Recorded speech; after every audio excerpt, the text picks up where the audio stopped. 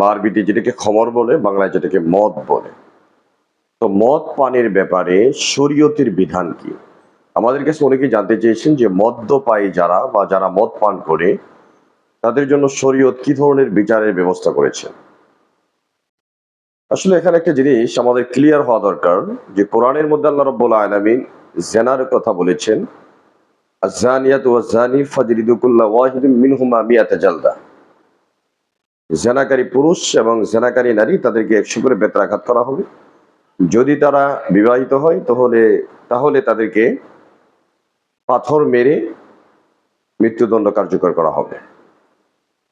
এবং কোরআনে চোরের ব্যাপারে, তার শাস্তির ব্যাপারে কোরআনে স্পষ্ট ভাষায় এসেছে, আস-সারিকু ওয়াস-সারিকাতু ফাকতাউ আইদিয়াহুমা। চুরিকারী পুরুষ এবং চুরিকারী নারী তাদের হাত কেটে দেওয়া হবে। তো এগুলা সুস্পষ্ট নসের মাধ্যমে বা কোরআনের সুস্পষ্ট বক্তব্যের মাধ্যমে স্পষ্ট হয়ে যায় যে শরীয়তের বিধানের ক্ষেত্রে, অর্থাৎ অন্যান্য বিধিবিধানের ক্ষেত্রে শরীয়ত সুস্পষ্টভাবে নসের মাধ্যমে সেটা সিদ্ধান্ত দিয়েছেন।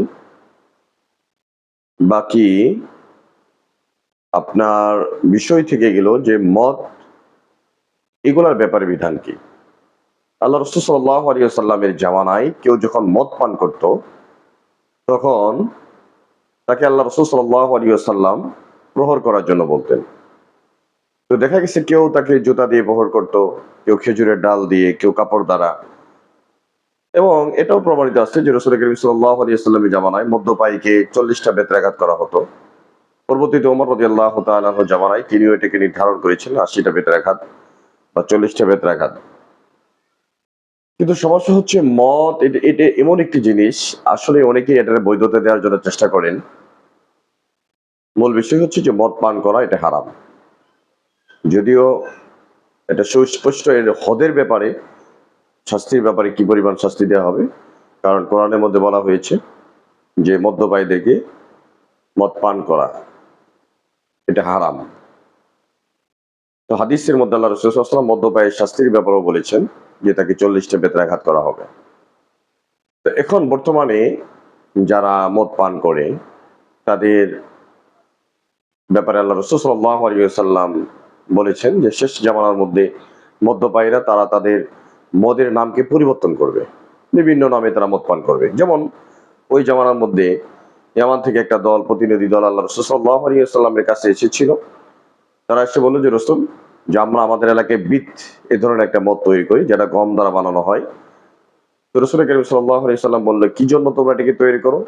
তো তারা বললেন যে রাসূল, আমরা এমন একটা অঞ্চলে থাকি যেখানে প্রচন্ড শীত পড়ে।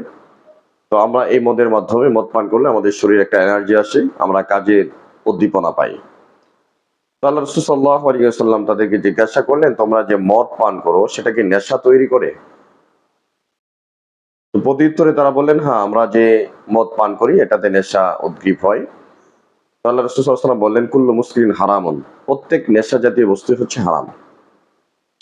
কারণ মদকে এই জন্য মদ বলা হয় ইউখাম্মিরুল আকল, কারণ মদ মানুষের মেধা মস্তিষ্ককে ঢেকে নেয়।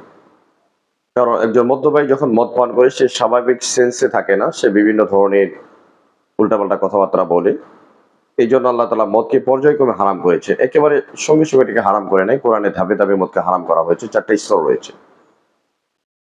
তো এই জন্য বর্তমানে দেখা যাচ্ছে যে যুব সমাজ, বিশেষ করে যারা মাদকাসক্তি, বিভিন্ন ধরনের ইয়াবা, ফেন্সিডিল, আরো বিভিন্ন ধরনের খাবার এরা খেয়ে থাকে, যার মাধ্যমে বর্তমানে যুব সমাজের একটা ধ্বংসের মোটামুটি দ্বার প্রান্তে তারা চলে গেছে বলে আমরা বুঝতে পারছি। তো এই জন্য যুব সমাজকে বাঁচানোর জন্য বা ড্রাগ থেকে বাঁচানোর জন্য সবচেয়ে উত্তম মাধ্যম হচ্ছে যে তাদেরকে ইসলামের শিক্ষায় শিক্ষিত করা, ধর্মের ব্যাপারে তাদেরকে গুরুত্ব দেওয়া, এবং ধর্মীয় অনুশাসন যদি কেউ মেনে চলে তো সেক্ষেত্রে মদের যে বিষয়টা রয়েছে এটা অনেকটাই কমে যাবে।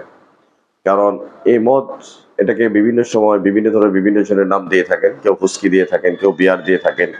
আসলে যে নামেই মদ পান করা হোক না কেন, মদ অ্যাকচুয়ালি হারাম, এতে কোনো সন্দেহ নেই। এই জন্য আমাদের ইসলামী শরীয়তের মধ্যে মদ পান করা হারাম। মদের শাস্তি হচ্ছে তাকে বেত্রাঘাত করা হবে ৪০টি, কিন্তু তাকে হত্যার ব্যাপারে কোনো এই ধরনের কোনো ইয়া নেই। তবে আল্লাহ রাসূল সাল্লাল্লাহু আলাইহি সাল্লামের জামানায় একটা সাহাবাকে নিয়ে আসা হয়েছিল, সেভাবে বারবার মদ পান করতেছিল এবং তাকে হত্যা পর্যন্ত করার একটা পর্যায়ে চলে আসছিল, কিন্তু তাকে হত্যা করা হয় নাই। তো যাই হোক, আমরা আসলে ইসলামী শরীয়তটাকে যদি ভালোভাবে অনুধাবন করতে পারি, তো আল্লাহ রাব্বুল আলামিন আমাদেরকে ইসলামের সঠিক যে ধারা রয়েছে, আমাদের স্কলারশিপগণ, ওলামায়ে কেরামের বক্তব্য এগুলো, আমাদের ব্যক্তিগত কোনো বক্তব্য নয়, বরং স্কলারশিপগণ এবং ওলামায়ে কেরামগণ শরীয়তের যে ব্যাখ্যা দিয়েছেন, রাসূল করিম সাল্লাল্লাহু আলাইহি ওয়াসাল্লাম শরীয়তের যে ব্যাখ্যা দিয়েছেন, তো এই বিষয়গুলো আমাদের অবশ্যই যদি আমরা মেইনটেইন করে চলতে পারি, শরীয়তকে যদি আমরা মেইনটেইন করে